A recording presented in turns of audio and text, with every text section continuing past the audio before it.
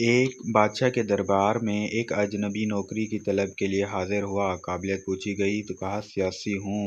عربی میں سیاسی الہام و تفہیم سے مسئلہ حل کرنے کے معاملہ فہم کو کہتے ہیں۔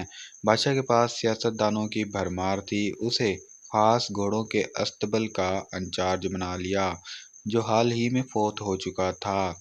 چند دن بعد بادشاہ نے اس سے اپنے سب سے مہنگے اور عزیز گھوڑے کے متعلق دریافت کیا تو اس نے کہا کہ نسلی نہیں ہے۔ بادشاہ کو تعجب ہوا۔ اس نے جنگل کے سائس کو بلا کر دریافت کیا۔ اس نے بتایا گھوڑا نسلی ہے لیکن اس کی پیدائش پر اس کی ماں مر گئی تھی۔ یہ ایک گائے کا دودھ پی کر اس کے ساتھ پلا ہے۔ مسئول کو بلایا گیا۔ تم کو کیسے پتہ چلا اصیل نہیں ہے؟ اس نے کہا کہ جب یہ گھاس کھاتا ہے تو گایوں کی طرح سر نیچے کر کے کھاتا ہے جبکہ نسلی گھوڑا گھاس منہ میں لے کر سر اٹھا لیتا ہے۔ بادشاہ اس کی فراست سے بہت متاثر ہوا۔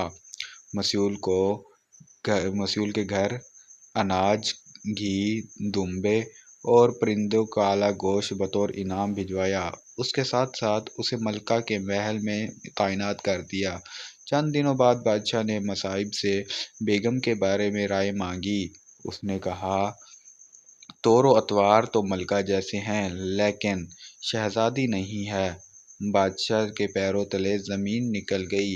حواس بحال کیے، ساس کو بلا بھیجا، معاملہ اس کے گوش گزار کیا۔ اس نے کہا حقیقت تمہارے باپ نے میرے خاوند سے ہماری بیٹی کی پیدائش پر ہی رشتہ مانگ لیا تھا لیکن ہماری بیٹی 6 ماہ ہی میں فوت ہو گئی تھی۔ چنانچہ ہم نے تمہاری بادشاہت سے قریبی تعلقات قائم کرنے کے لیے کسی کی بچی کو اپنی بیٹی بنا لیا۔ بادشاہ نے مصاحب سے دریافت کیا تم کو کیسے معلوم ہوا؟ اس نے کہا اس کا خادموں کے ساتھ سلوک جاہلوں سے بدتر ہے۔ بادشاہ اس کی فراست سے خاصا متاثر ہوا۔ بہت سا اناج، بھیڑ بکریاں بطور انعام دیں۔ ساتھ ہی اسے اپنے دربار میں متعین کر دیا۔ کچھ وقت گزرا، مصائب کو بلایا، اپنے بارے میں دریافت کیا۔ مصائب نے کہا جان کی امان۔ بادشاہ نے وعدہ کیا۔ اس نے کہا نہ تو تم بادشاہ زادے ہو نہ تمہارا چلن بادشاہوں والا ہے۔ بادشاہ کو تاؤ آیا مگر جان کی امان دے چکا تھا۔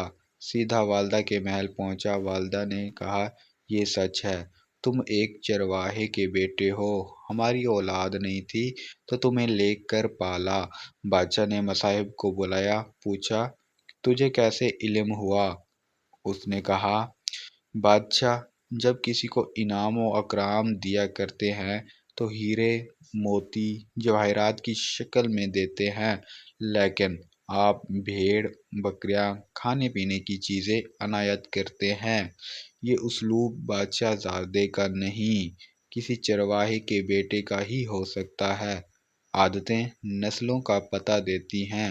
عادات، اخلاق اور طرز عمل خون اور نسل دونوں کی پہچان کرا دیتے ہیں۔